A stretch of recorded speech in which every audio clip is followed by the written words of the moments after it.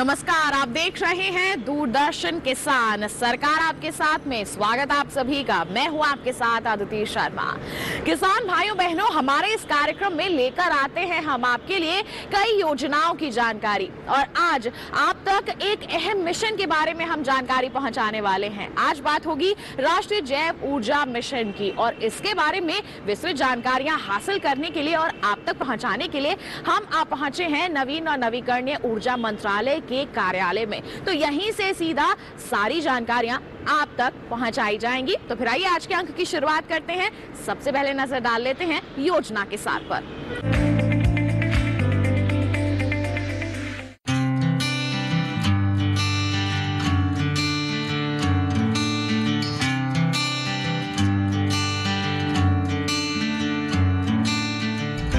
भारत में इस समय हर साल करीब 50 करोड़ टन बायोमास यानी जैविक कचरा निकलता है। इस कचरे में शहरी, औद्योगिक और कृषि अवशेष शामिल हैं। इसमें से 30% बायोमास यानी जैविक कचरा सरप्लस में है। इस अतिरिक्त बायोमास का कम से कम आधा हिस्सा खेतों में जला दिया जाता है, जबकि ये देश के लिए हमेशा से ही ऊर्जा का महत्वपूर्ण स्रोत रहा है।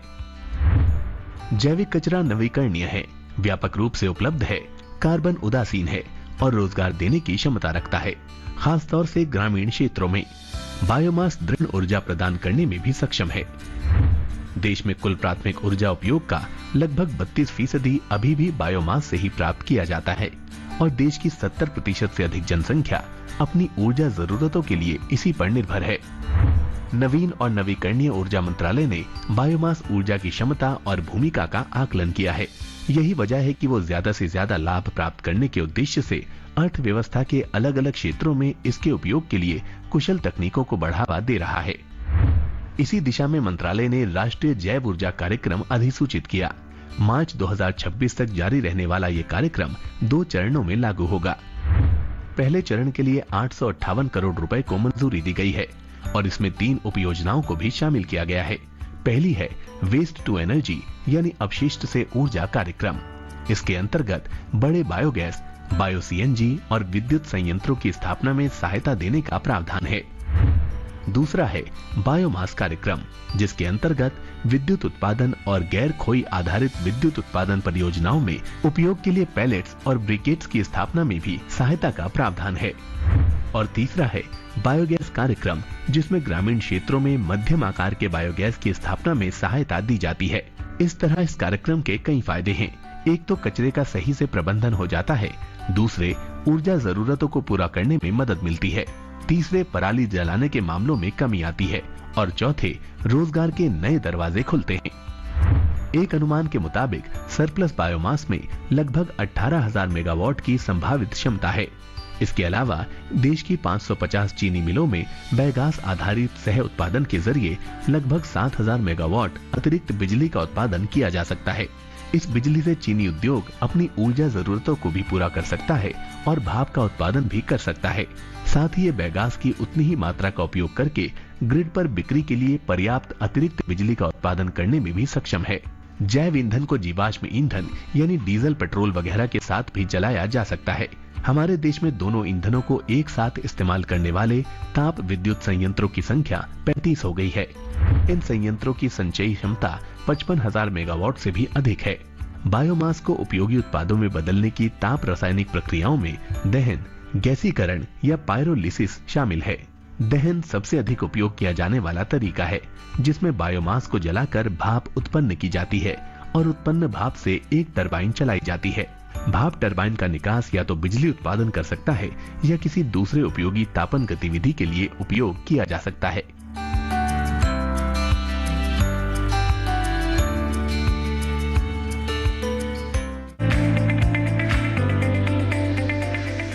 तो जाना आपने योजना का सार, लेकिन अभी भी कई सवाल आपके मन में होंगे जिनके जवाब आप तक पहुंचाएंगे, लेकिन एक छोटे से ब्रेक के बाद। कहीं मत जाइए, देखते रहिए कार्यक्रम सरकार आपके साथ, बने रहिए दूरदर्शन किसान पर।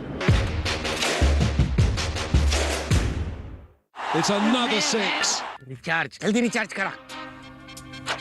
ये क्या किया?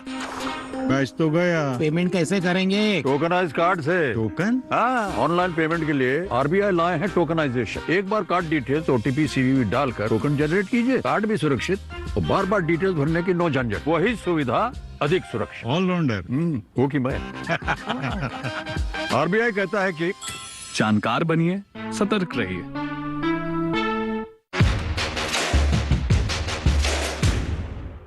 ब्रेक के बाद दूरदर्शन किसान के कार्यक्रम सरकार आपके साथ में आप सभी का फिर से स्वागत। जी हाँ, सरकार हर पल आपके साथ है, बस अब आपको जागरूक होने की जरूरत है। तो फिर आइए, राष्ट्रीय जैव ऊर्जा मिशन से कैसे जुड़ सकते हैं आप, बताते हैं आपको पूरी प्रक्रिया क्या है।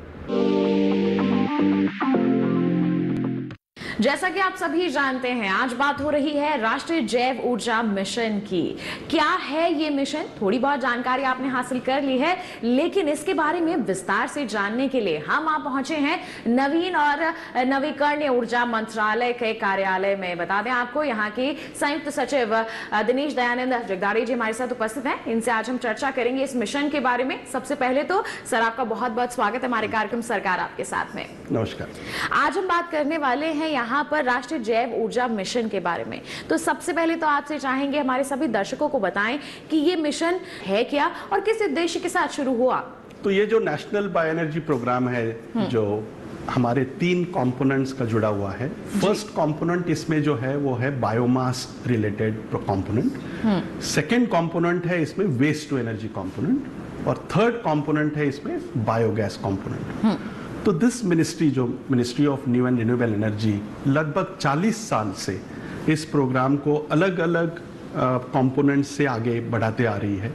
इस बार हमने ये सोचा कि looking at the requirement of और availability of biomass, raw material of waste to energy, we thought कि इसको एक अम्ब्रेला का स्वरूप दी जाए और इसमें तीनों कंपोनेंट्स को मिला के एक बड़ी स्कीम को हम जनता के लिए, हमारे फार्मर्स के लिए लेके आए। तो इसमें जो पहला कंपोनेंट जो बायोमास रिलेटेड है, वो कंपोनेंट है जिसमें से आप 2 चीजें के लिए इसका बायोमास का उपयोग हम कर सकते हैं जी। फर्स्ट है बायोमास टू पेलेट्स। जो भी हमारा एग्रीकल्चर रेसिड्यू है उसको हम डेंसिफाई करके हम इसको पेलेट्स या ब्रिकेट्स बना के that can be used for different applications. एक एप्लीकेशन है हम इसको डायरेक्टली बर्न करें हमारे थर्मल बॉयलर्स में, इसको को फायरिंग कहा जाता है, जिसमें हमारी कोल की रिक्वायरमेंट कम होती जाएगी और हमारा जो सरप्लस बायोमास है जिसमें पेलेट्स और ब्रिकेट्स हमने बनाया है उसका यूज हो जाएगा। तो इसके लिए हमने मैन्युफैक्चरिंग पे फोकस दिया है जी। तो जो भी small and medium scale industrialists है, वो जो लोग हैं इस स्कीम का बेनिफिट ले पाएंगे। वो हमारे पास प्रोजेक्ट प्रपोजल लेके आएंगे, उसका रिव्यू होगा और उसके बाद वो अपने इंडस्ट्री सेट कर पाएंगे पेलेट्स एंड ब्रिकेट्स मेकिंग जी। इसका दूसरा कंपोनेंट है बायोमास का, जो हम अपनी captive, as a captive purpose, खुद के लिए, खुद के इंडस्ट्री में के लिए इलेक्ट्रिसिटी जनरेशन के लिए उपयोग कर सकते हैं। ये है कैप्टिव रिलेटेड। जैसे बहुत सारे हमने इंडस्ट्रीज देखी है, जैसे ऑयल इंडस्ट्रीज है, जैसे एडिबल ऑयल होता है या फिर राइस हस्क होता है।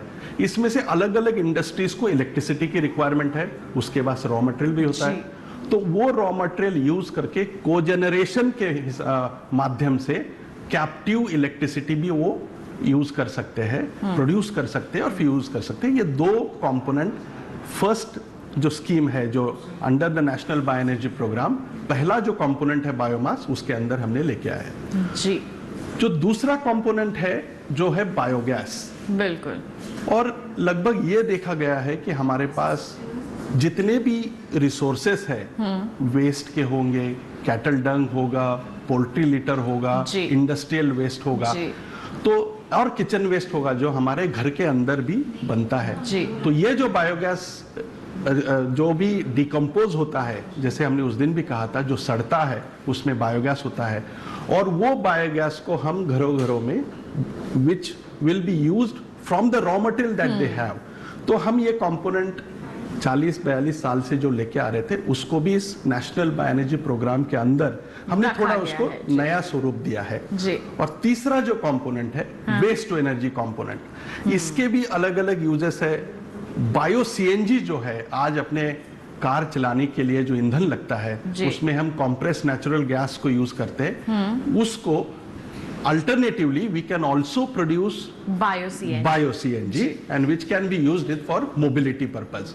तो ये सारे अलग अलग कंपोनेंट्स को एकत्रित करके हमने नेशनल बायो एनर्जी स्कीम हमने लेके आए, 2 नवंबर को इसको लॉन्च किया है जी। और मैं गुजारिश करूंगा अपने दर्शकों को कि इसका स्कीम का उपयोग अपने सेटिंग इंडस्ट्री सेट करने के लिए कर सकते हैं। बिल्कुल। तो आपने इतने सारे कंपोनेंट्स यहाँ पर बताए हैं, हमारे सभी दर्शकों को जागरूक किया है। ऐसे में अगर हम रोजगार की ही बात कर लें तो जैसे आप कह रहे हैं कि अगर इंडस्ट्री सेटअप कर लें तो बहुत अच्छी आमदनी अर्जित की जा सकती है, तो हमारे देश के युवाओं को क्या कहना चाहेंगे जो आजकल स्टार्टअप्स की ओर अपना रुझान ज्यादा बढ़ा रहे हैं? क्या इसमें संभावनाएं दिखती हैं?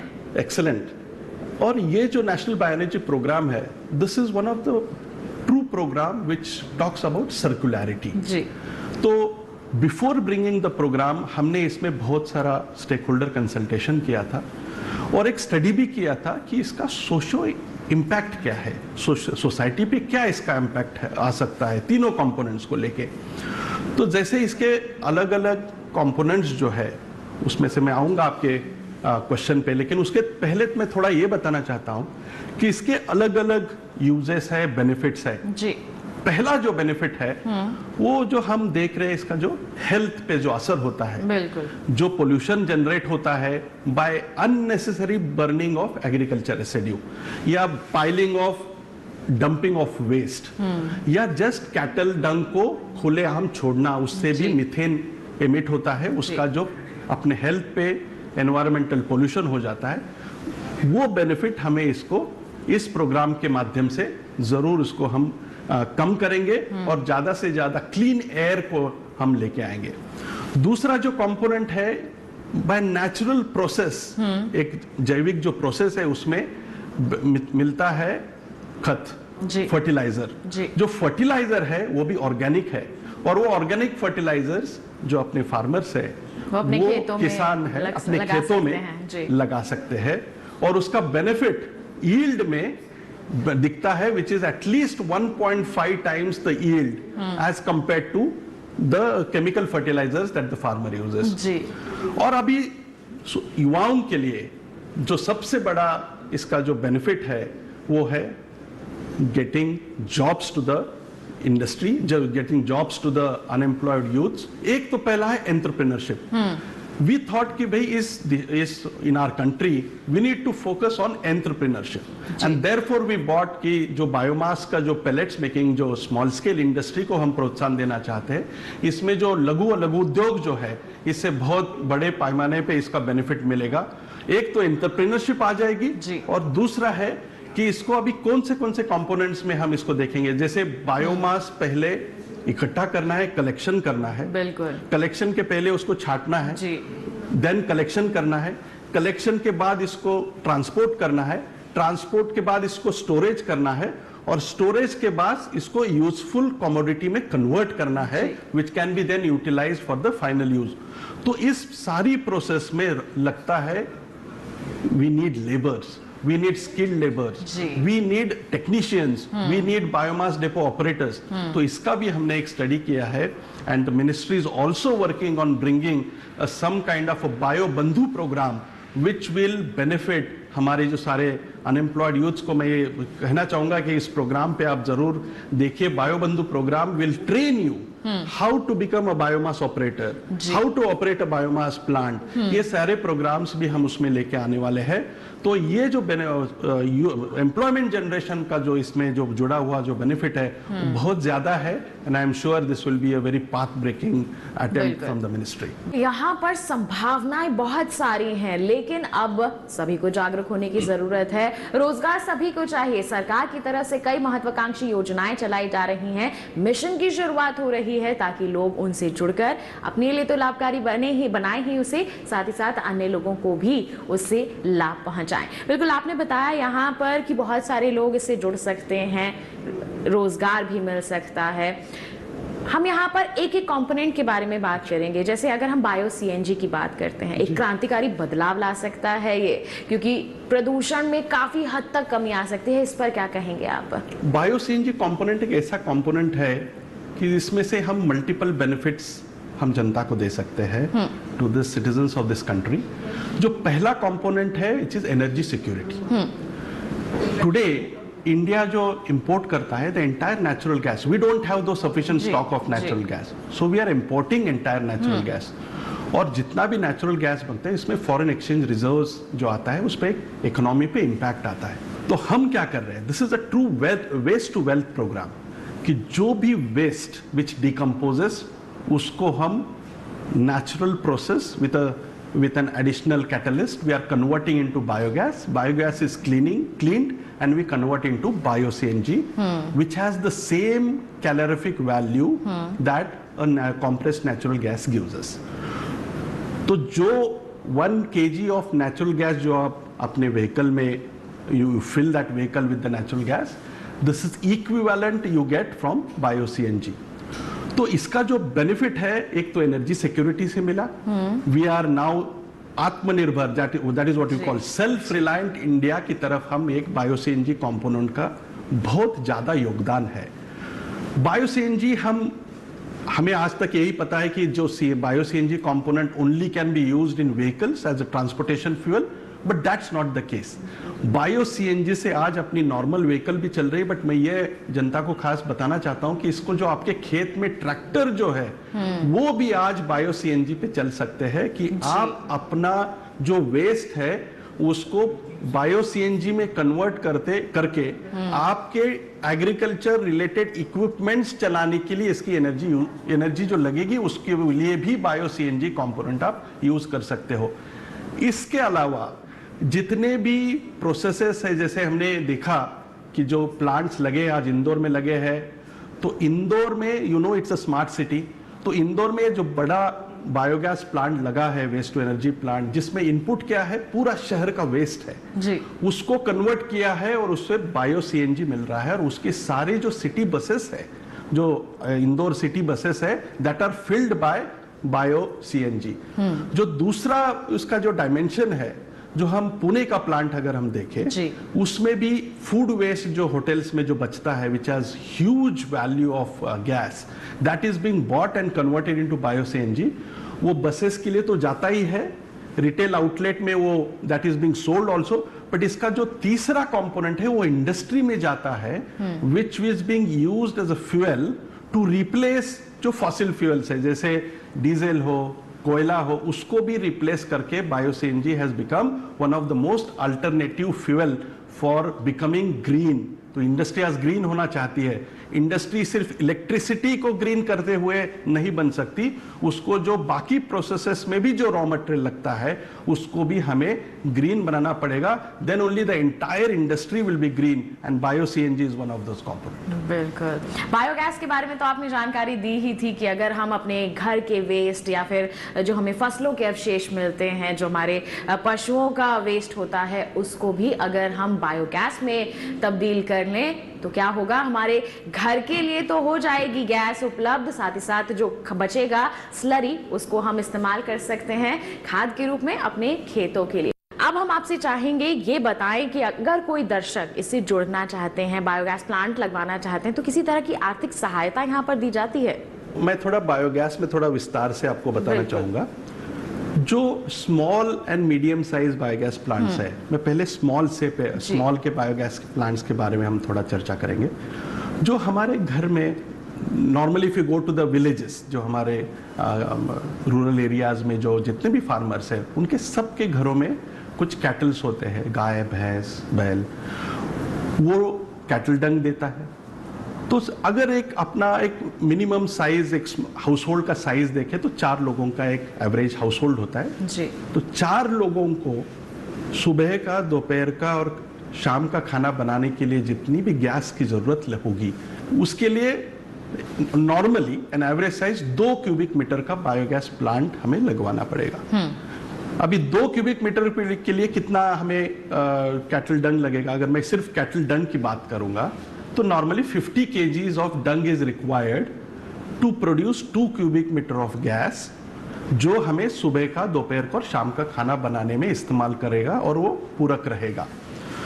तो जितना भी काउडंग होता है वो पानी में मिक्स करके हम उस बायोगैस जो कंपोस्टर है जो बना, उसमें we will mix it up और उसका गैस 30-40 दिन के बाद बनता है। तो इस प्रकार में हमने 1 क्यूबिक मीटर से लेके 25 क्यूबिक मीटर तक अलग अलग मॉडल्स को हमने सब्सिडी का प्रावधान इस प्रोग्राम में रखा है। और वो ये सब्सिडी का प्रावधान हमने 3 कैटेगरीज में बांटा है। एक जो हिली एरियाज होता है, जो नॉर्थ ईस्ट स्टेट है, उसमें थोड़ा सा कॉस्ट कंपोनेंट भी ज़्यादा है, क्लाइमेटिक वेरिएशंस भी है, तो उसको जो कॉस्ट आएगी वो ज़्यादा है, इसलिए हमने एक थोड़ा सा ज़्यादा कंपोनेंट सीएफए का हमने रखा है। दूसरा है एक जनरल कंपोनेंट जो हम कहते हैं, जनरल कैटेगरी कंपोनेंट, जो बाकी स्टेट्स में लगेगा और जनरल कैटेगरी बेनिफिशरीज को मिलेगा। तो ये कंपोनेंट हमने based on the cubic metre of the digester capacity हमने वेरी किया है। हम 1 क्यूबिक मीटर से 25 क्यूबिक मीटर तक हम उसको अलग अलग कंपोनेंट्स में देते हैं जी। इसको अगर हम टॉयलेट से लिंक कर देते हैं, जो ह्यूमन टॉयलेट से उसको लिंक कर देते हैं, तो उसके लिए एडिशनल सब्सिडी है। अगर ये बायोगैस आप प्रॉपर, इसका जो मैन्योर जनरेट होता है, जो फर्टिलाइजर जनरेट होता है, उसके लिए आपको कोई स्लरी फिल्टर्स की जरूरत है, तो उसके लिए हमने एडिशनल कंपोनेंट दिया है। और ये जो पूरा कंपोनेंट है हम अपने पार्टनर स्टेट्स के द्वारा इंप्लीमेंट करते हैं। हर एक पार्टनर स्टेट्स में इसका एक इंप्लीमेंटिंग एजेंसी है और ये इंप्लीमेंटिंग एजेंसी हर डिस्ट्रिक्ट में उनका एक ऑफिसर है और इसकी सारी जानकारी हमने अपनी बायोगैस पोर्टल पे दी है, जो एक ऑनलाइन पोर्टल है biogas.mnre.gov.in। तो इसमें किसको कांटेक्ट करना है, इसकी क्या प्रोसीजर है, इसकी सब्सिडी अवेल करने के लिए क्या प्रोसीजर है, ये पूरा डिटेल हमने उस पोर्टल पे दिया है। और ये पोर्टल बहुत ही इंफॉर्मेटिव है। अगर किसी को और जानकारी चाहिए तो they can contact the ministry. तो ये जो डिफरेंट कंपोनेंट्स का जो सीएफए का प्रोविजन है, I think this is more or less 30 to 40% of the cost. अगर मुझे 100 रुपए की कॉस्ट लगेगी तो हम नॉर्मली हमने देखा है कि हमारा जो सीएफए कंपोनेंट है that almost caters to around 30 to 40% of the cost of the biogas plant. तो ये अब तक इस मिनिस्ट्री जब से ये प्रोग्राम चालू हुआ है तब से 50.8 यानी 50,80,000 बायोगैस प्लांट्स हमारे भारत देश में लगे हैं। This is one of the largest program that has given benefit to our end user which is the farmers। और हमारा ये उद्देश्य है कि आगे वाले 4 साल में इसको हम लगभग 1.5 से 2 लाख और बायोगैस बेनिफिशरीज हमारे साथ जुड़ जाएंगे। इसके अलावा हमने ये भी देखा है कि जो पुराने जो डिजाइन्स थे, जैसे फिक्स डोम है, फ्लोटिंग ड्रोन है, ये डिजाइन्स है अच्छे, अभी भी चल रहे हैं, लेकिन मेंटेनेंस की थोड़ी ज्यादा आवश्यकता है। लेकिन बहुत सारे हमारे जो बेनिफिशरीज है उस डिजाइन्स को भी प्रेफर करते हैं। लेकिन टेक्नोलॉजी थोड़ा एडवांस हो चुकी है, हमें भी अपने जीवन में फ्लेक्सिबिलिटी चाहिए। तो फ्लेक्सिबल बायोगैस प्लांट्स भी हमने देखा है कि लगभग बहुत सारे देशों में भी इसका यूज किया गया है, लेकिन हमारे देश में भी ऐसे कुछ एंटरप्रेन्योर्स है जिसमें फ्लेक्सिबल बायोगैस प्लांट्स को भी डिजाइन करके हमारे यहाँ टेस्टिंग करके उनके प्लांट्स अभी फिलहाल ही अप्रूव हो चुके हैं। तो फार्मर्स हैज द ऑप्शन कि भाई उसको फिक्स्ड डोम बेस्ड प्लांट लगवाना है या फ्लेक्सिबल लगवाना है या पीवीसी बेस्ड टैंक लगवाना है, तो देयर आर ऑप्शंस अवेलेबल। और इसकी सारी जानकारी भी हमारे पोर्टल पे हमने दी है। तो anybody who wants to go for more information can look at this or else can contact us. We'll be happy to share more information. बिल्कुल। तो जो MNRE का वेबसाइट है वहां पर जाकर के पूरी जानकारी आप हासिल भी कर सकते हैं। जुड़ना चाहते हैं इस मिशन से तो वो ज़्यादा कोई लंबी प्रक्रिया नहीं है, आप आसानी से जुड़ सकते हैं और इस मंत्रालय से जुड़ करके जितनी भी आप इस मिशन से लाभ ले सकते हैं या फिर कहीं मदद ले सकते हैं, आप बेझिझक ले सकते हैं। यहाँ पर सभी आपकी सहायता के लिए तैयार है। तो आपसे मैं अंतिम सवाल ये करना चाहूंगी सर, ये मिशन एक बहुत ही अच्छे उद्देश्य के साथ शुरू किया है, आगे आने वाले समय में कैसे देखते हैं कि किस तरह से बदलाव लाएगा ये, अगर हम पर्यावरण के परिप्रेक्ष्य में बात करें या फिर हमारे देश की आत्मनिर्भरता की ही बात कर लें? अगर मैं स्मॉल बायोगैस प्लांट जो है 2 क्यूबिक मीटर का जो हमने अभी एग्जांपल दिया, तो 2 क्यूबिक मीटर का प्लांट अगर साल में बायोगैस जनरेट करता है तो उतना ईंधन, उतनी गैस जनरेट करता है लगभग 16 सिलेंडर्स जो हम नॉर्मली एलपीजी का सिलेंडर यूज करते हैं, तो इट इज रिप्लेसिंग 16 सिलेंडर्स। और हमने ये देखा है कि अभी जो सिलेंडर्स की जो कॉस्ट है दैट इज कंटिन्यूसली वेरिंग, क्योंकि ये डिपेंडेंट है इंटरनेशनल प्राइसिंग पे, तो around 1000 rupees is the cost of refilling of one cylinder. तो इसका अगर हमारे रॉ मटेरियल जो घर के अंदर जो वेस्ट होता है उसके यूज करके if you are able to create a useful commodity which is adding to wealth of our individual, it will add wealth to our economy because it will also reduce the import subsidies, different subsidies, the amount of जो हम हमारा खर्चा करते हैं health पे, pollution पे। तो ये आगे जाके इसका एक संपूर्ण अगर हम प्रोग्राम का विश्लेषण करें तो इसमें सबको बेनिफिट्स है। This is a win win situation. Farmer को भी एक स्वयं पूर्णता हो जाती है, गैस जब चाहे कितना चाहे वो पूरा मिल जाता है। बायो सीएनजी में भी वही पूरी एक सर्कुलरिटी है। We become self reliant, we become green, और देश के लिए इसको बहुत सारे फायदे हैं। फर्टिलाइजर की सब्सिडी, गैस की सब्सिडी, हेल्थ पे जो हमारा जो एक्सपेंडिचर है, पोल्यूशन कम हो रहा है। तो going forward I think this bio energy programme जो है एक बहुत बड़ा योगदान देने वाला है।